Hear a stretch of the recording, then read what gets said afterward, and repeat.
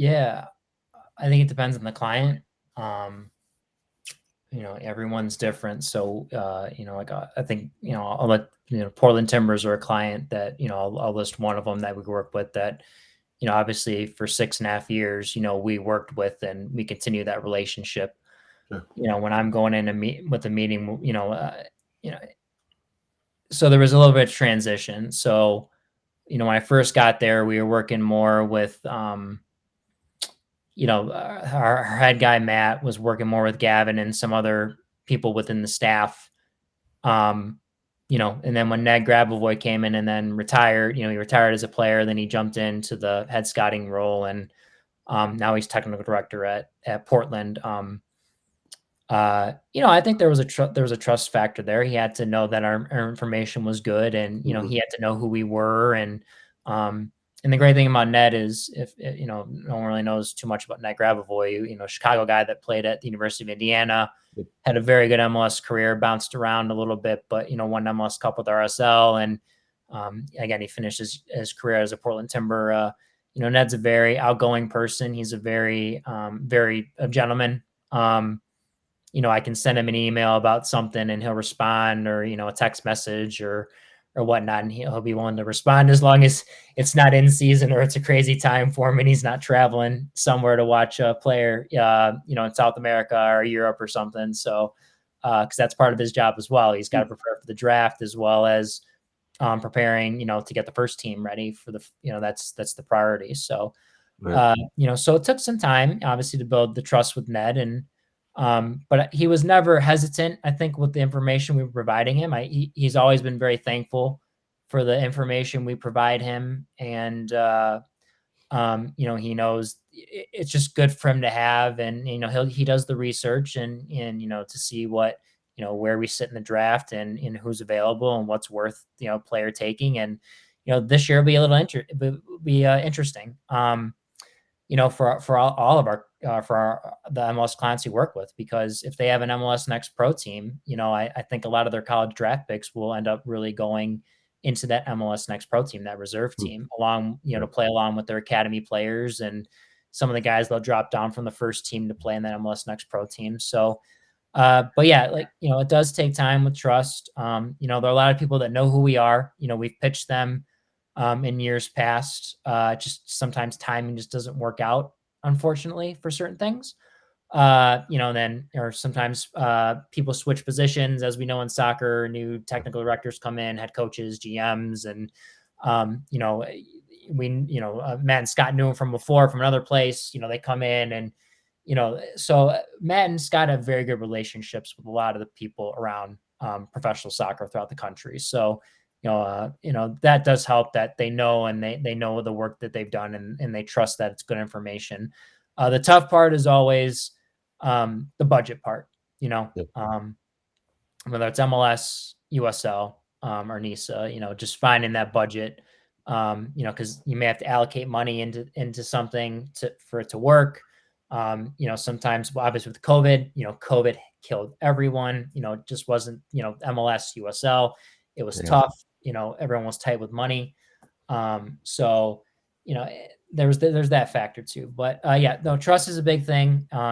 But when someone trusts us and we provide them information in the way we do, and however they would like the information provided, they go with it. They go with what we give them. Now, it doesn't always mean that every year, we'll give them great information, but it doesn't mean every year they're going to take, the player, that maybe we suggested are high, like everything's got to work out right, especially in a draft situation. It's a little different. Maybe if you're looking for, your USL club and looking to sign players, it may be a little different, Mm-hmm. but that's tough about being a scout, is all the information you provide, is very helpful. And it gives the team, if they have knowledge from beforehand, or they're just, they have nothing, they have no clue about anything, gives them a good baseline. Mm-hmm. But they may not always, sign a player that you suggest, Right. but, or may not be number one on their list, and maybe, option 4 or 5. Sure. But at least knowing they have that information is, that's important to us, knowing that they have the information that's available, in that we've given them, the work we do, to help them make decisions. So let's say there's a club that has jumped into USL and is in need of your services, and they came to you and said, "Listen, we need to know players within the USL who could make it within our club and all this good information where they fit in." Is that something you guys could kind of just hand over and say, "Listen, this is what we've been scouting this league. We've been scouting players in and out of this league for the last couple of years." That's mhm. something you could just jump in and hand off, right? I mean, as a group, as a Soccer Syndicate group, you'd know like the back of your hand, I assume. Yeah, so if like, if an expansion USL club came in and, they needed information, of of the collegiate game or, the USL, Hmm. championship or League One, because, like I said before, a lot of us watch and, some of us are lucky live in areas, um, Andre out in North Carolina and, Scott lives in the DC area. He can go watch Loudon and Andre can watch League One with North Carolina FC. Hmm. Um, they've been lucky they can go watch those games live and, obviously them with ESPN Plus. But yeah, we can easily churn information out. If someone hired us and said, hey, they hired we signed a contract with them on Friday and they're like, hey, we need information the next Friday. We could throw a list together. We meet as a group. We could throw the list together of the top college players, seniors, underclassmen, whatever you'd Hmm. like. Top USL League One championship players, that maybe are still available that haven't signed anywhere. And, we could easily turn that information and we can give them however they would like it. It could be a list, could be a shadow team. So that's Yeah. something I kind of wanted to chat with you about. Mhm. What is explain to me what I've got one other question that I'm really dying to ask you. But this Yeah. one is what is a shadow team? Explain to me what you when you mentioned this once or twice to me before. Explain to me what a shadow team is because I think Yeah. I'm thinking of a shadow team as something I think completely different than what you are. Sure. And I'm just you know what you're doing and this is your job. So Yeah. explain to us and the viewers what a shadow team is for you guys. Yeah. So shadow team is we set up in a basic, formation, on we use Excel, we use and we can then, you know, churn that data into something, more from the Excel spreadsheet. We can, transition it to make a little fancier looking and such. Um, so, shadow team is you're setting it up in formation, could be a 4-2-3-1, 4-3-3, whatever the client, says, hey, we're playing this formation, what players would be good, and, they'll say, hey, we're in need of such and such, you know, give us more at this position, but we'll take all 11 players and suggestions like top two at each position or whatnot. Anyways, that's a shadow team. So Mm, you're putting them, you're doing the formation, then you're plugging in the players at each spot with the needs, and then best available or such, mhm, and then you're churning it out to the client, and that could be from our end. It could be churned out into that just shadow team. um, if they want more detailed information with reports or synopsises, we can then turn that into a table or chart mhm, and include, grades and reports from, 4 years of watching the guy in college or a couple years in the pros and there and with contact information, agent information, like as much information as we can get and that we have at our disposal. That's kind of the data we have. We say we have data. People think data is like, oh, well, you do algorithms and such. We don't really do algorithms, but we collect the data that is very important that you need for players. mhm, Which is contact information, match reports and summaries of uh, first and last name, ages, birth years, all that stuff that's very important that people need to know because they need to know if they're, how old's the kid and does he have a green card if he's international? yeah, Is he going to get one? That's a lot of the information we try to ask, the collegiate coaches and anyone else that knows the person. If we can, any extra information we can get, that's helpful. yeah, Especially the youth game. If I know a kid in the youth game has a dual passport, that possibly can go to Europe at some point. I mean, that's a huge selling point for an MLS academy, to be honest with you, mm, because, if that kid turns out to be something and they want to sell him at 18 to some team in England or Germany or whatever, like, that's huge because then they don't have to go through the process of trying to apply for, citizenship in a country over there. So, Interesting. Yeah, I never thought about that. I Yeah. lied earlier when I said I got two things I want to talk. I got Yeah, that one, and I got two more. that's Well, fine. no, I've been dying to ask you. Every time we talk, Yeah. you tell me you just come off a meeting when you did a rack and stack. What is a rack and stack? Yeah. So the rack and stack is so what we do is in our database, and again, the rack and stack and shadow team can be intertwined. Okay. So when we rack and stack for college, um, what we do is, certain times of the year we'll be like, hey, like, if the season starts in August in college and we do a rack and stack in October, what we're doing is all the player reports we've seen from August to whenever in October, the players that we think should be in the database, the players that have caught our eye, we've watched them a few times, go into our database. And then from there, we then pull them and say, we kind of go through stuff and say, hey, like, okay, this kid needs to be on the shadow team. So then that's part of the rack and stack. So then what we do is once we pull the players up that we know in our database that should be on the shadow team, then the racking and stacking comes in. So when I say rack and stack, so that means what we what we do is we bring those players up and then we have discussions at each position. It can get ridiculous sometimes too, because some of us could each have like there could be 25 slots for each position. Yeah. And we could be like, okay, we want to move 25 off. He's not good. He hasn't had a good year by, there was a kid, there, that's when we start to discuss, where does he fall in the group? Mhm. Is he better than this person? And then you get in the discussion of when you start to put those players on, oh, well, the three new guys that I want to add, let's say the one guy I want to add a right center back, the one guy Scott wants to add, and Andre wants to add, then Matt wants to add. Then you got to have a conversation of, well, Brooks hasn't quite seen, and this kind of gets in your other question. I think we've talked about is how do you discuss and how do you talk about things? Well, Brooks hasn't seen this guy, but he's seen this guy, and he's like, okay, let's say I haven't seen the West Coast guy for Matt. I'm like, okay, Matt, describe how this player plays. He's like, oh, this is the player he is, blah, blah, blah, blah. And I got to think about my player and I got to think about, well, the way he described him, it sounds like he's a little bit better than my player in certain aspects.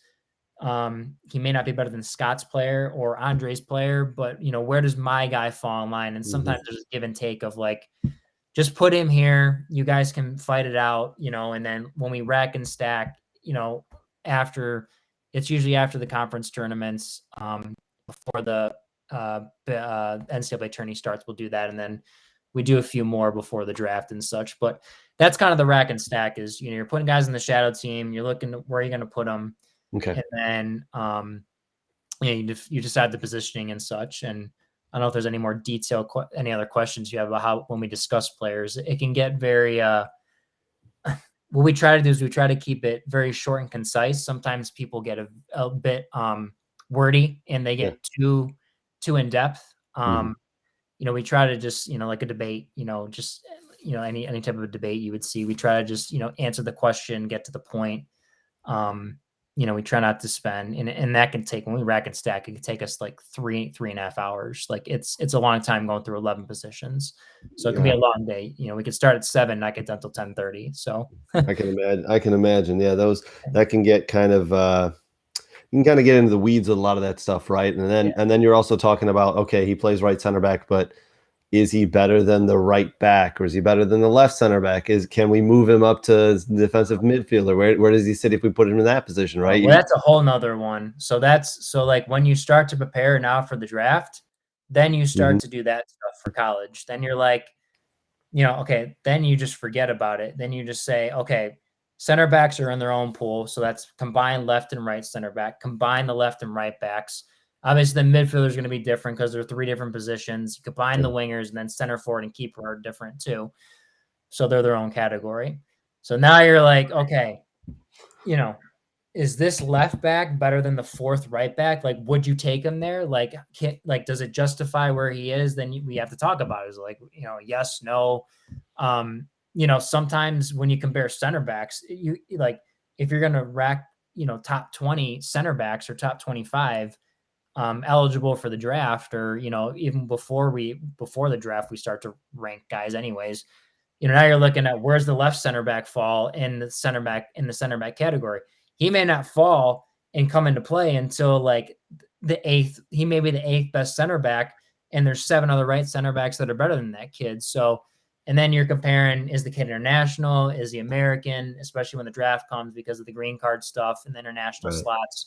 Most teams are going to use international slots, especially in MLS, on the foreign top players rather than international college soccer player. USL is a little different, but you get into that discussion. So sometimes the win goes to the domestic kid, when you're starting to fight for stuff and everything. So it can get very complex and complicated. The normal rack and stack we do, it's usually just by position each. So, and what we do also is in rack and stack is if you're right-footed, you go in the right back spot. If you're right, even if you play left center back at whatever college you play at, but you're Sure. right-footed, you're going in the right center back column. You know what I Mm. mean? You're not, unless you're so good with both feet that we can maybe then put you in the left center backs if that category is weak or whatever. So, Sure. but yeah, there's a lot of different aspects to this when we prepare for the draft and doing different things. Man, it's complicated, but Yeah. it sounds fun. All right, my last real question. For me, who's been watching soccer in specifically here in the state of Michigan for the last 30 years, it seems that every year there's less and less kids who are willing to go one-on-one.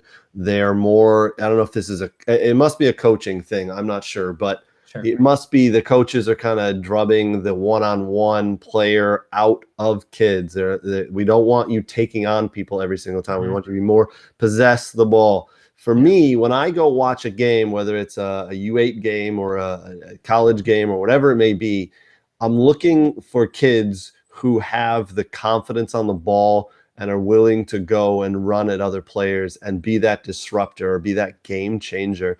But as I said, it seems year over year, there's less and less and less of those kids. Yeah. I is that just me? Am I just being nitpicky? Am I watching it wrong? What are your thoughts on something like that? Yeah.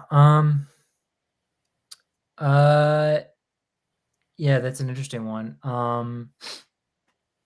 Well, I'll give you a quick example. So, Yeah. this is gonna make people chuckle a little bit, but I was talking with a good friend of mine, and he was Mr. Soccer here in the state of Michigan, and he was Mr. Soccer from 1993, 94, something like that. So he's a little older, a couple of years older than me as well. But he was saying the same thing. He was saying, listen, it's weird now that I'm watching my kids come through the youth ranks, and I see a lot of the coaches say, I want you to pass the ball, or I want to see assists. And him and I both are in the agreement that, listen, if you've got a kid who wants to go one-on-one with players and wants to be that goal scorer, don't teach him other aspects of the game.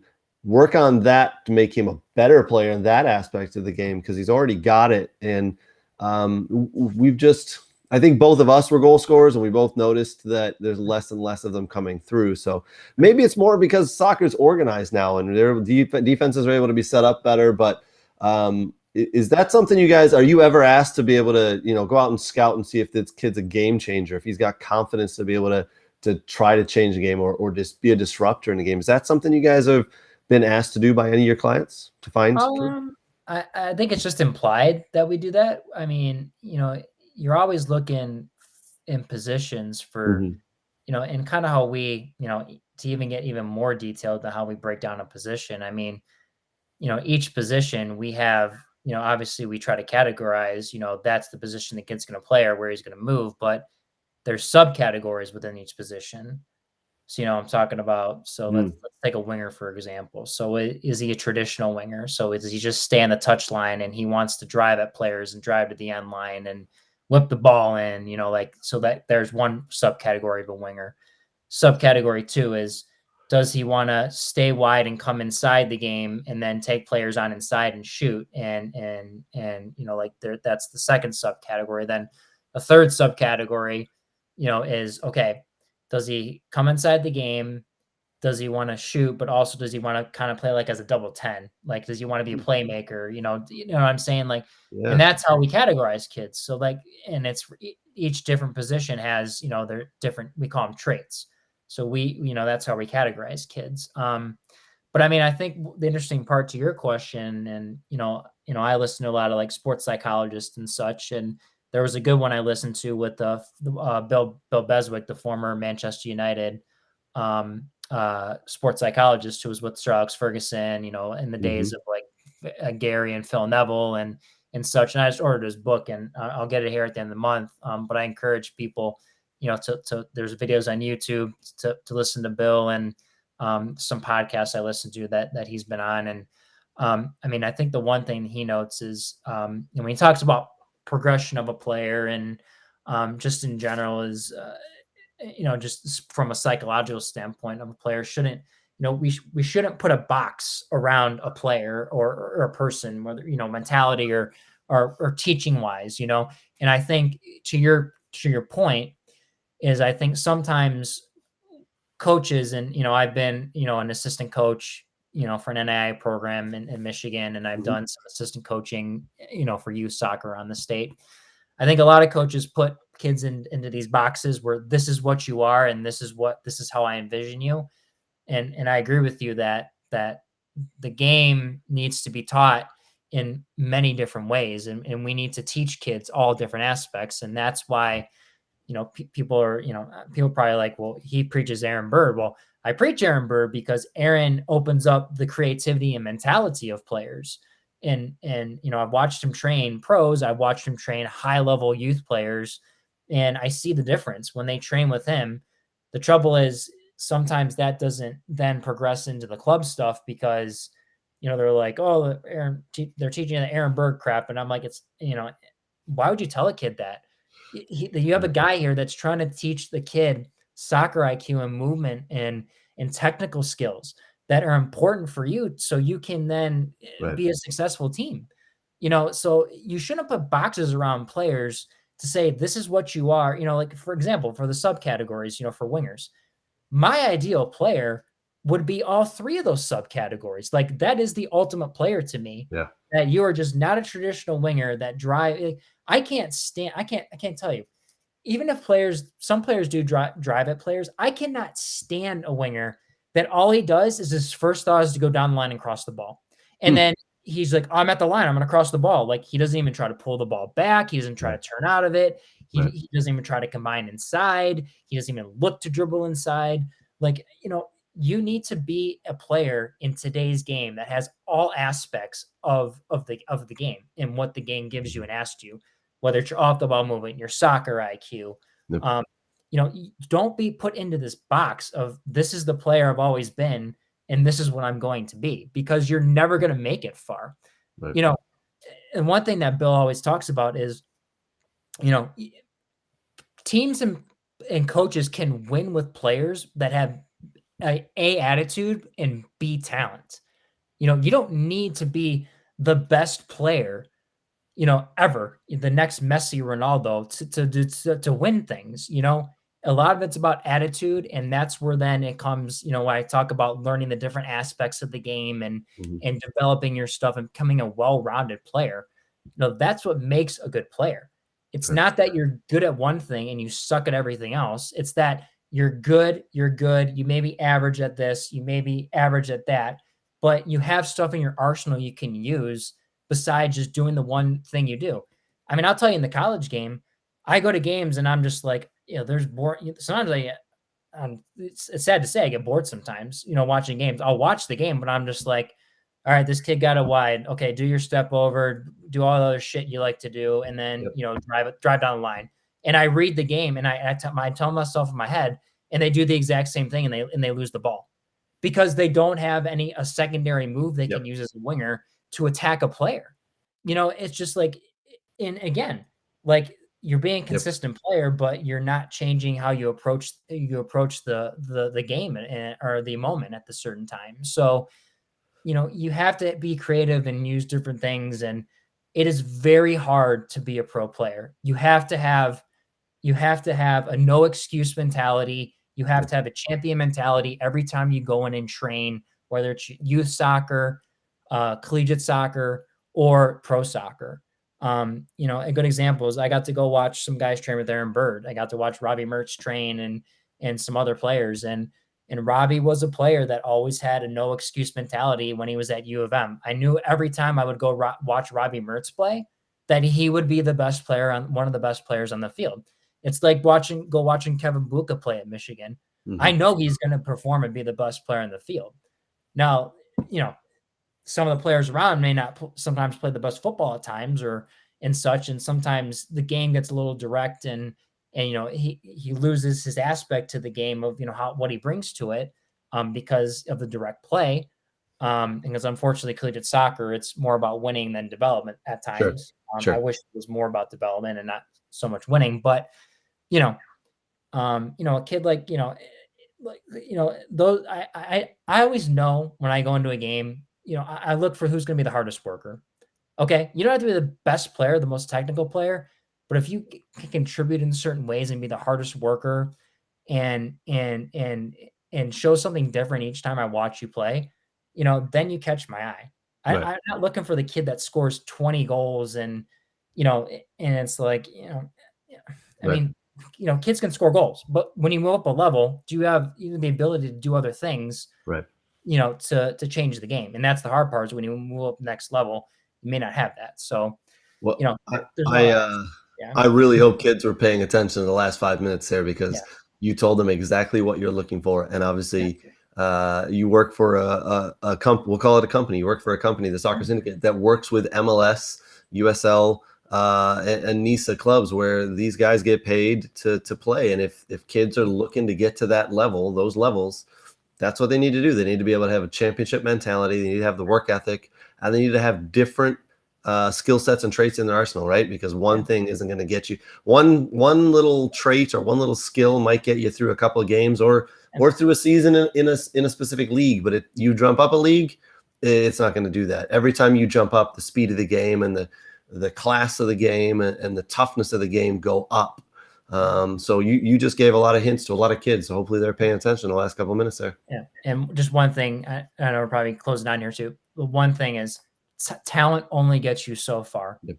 It's all about your attitude and how hard you're going to train Yep. when you go into practice. I mean, I tell kids, I do some video work with some kids, those that have in the youth game available video, I'll break down their matches. I'll kind of say, hey, like, can we, look at the game this way? Can you move off the, and such, we'll Mm-hmm. get into more detailed things. But, the one thing I always ask them is, what's your standard when you go to practice? You have a team standard. I would guess most youth teams have a team standard when, going into practice in a game. But I ask them, what's your standard when you go into practice for yourself? So if you're Mm-hmm. a midfielder and you're doing a possession game, what's your standard? What are you looking to get out of the drill besides the basic things that the coach has told you of the objectives of the drill? I Mm-hmm. mean, if it's switching the point of attack, okay, so can I get in the right space and find the ball and turn and play forward instead of trying to always play backwards and such? What little things do you set that are achievable in practice that you can go home and at the end of the day and say, hey, I did that. Let's try to increase, our goals the next time we do this in training. That's a very important part. And again, the biggest thing is what I've learned from the sports psychologist, especially Bill Beswick, saying you have to have a no excuse mentality and take responsibility for things. And that's what a lot of youth players, when I've coached and even the collegiate players that I've gotten to coach or watch, they don't have. They don't take responsibility for things and they don't have a no excuse mentality. And all of them think they can walk on water when they get to the collegiate program and they think that they've made it, but they haven't. You have to put in the work if you want to be a pro player. And if you want to go to college and get a good degree, that's fine, but still put in the work because there's Right. other players that want to make it and you Yep. just bring up the level. Yep. Train at 90% all the time. You can't be perfect. You can never be 100%. Okay. But don't go into training being like, I don't want to train today and I'm only going to train at 60%. Raise that level to 80%. All right. And make everyone better. That's the Right. point of training. And that's what gets lost in today's youth game, unfortunately, especially learning at the younger age, is to train hard and know at the end of the day, when you go home, you did something, you worked hard, and you feel good about it. Great advice, man. Great Yeah. advice. So if the kids are listening, take that advice, go into training, get something out of it. Don't just half-ass it, right? Yeah. Great advice, man. Very much appreciate it. Thank you so much for the time today. We're going to have to do this again because we could go into depth about anything in certain positions and certain age levels. It's so intriguing, and every time I talk to you, man, I learned something new. Today I learned a ton. Brooks, the scout director from the Soccer Syndicate, Brooks Laimbeer, thank you so much, man. Really appreciate it. Thank you, Craig. I appreciate it. And you have a good night, man. Thanks. You too, buddy. Thank you.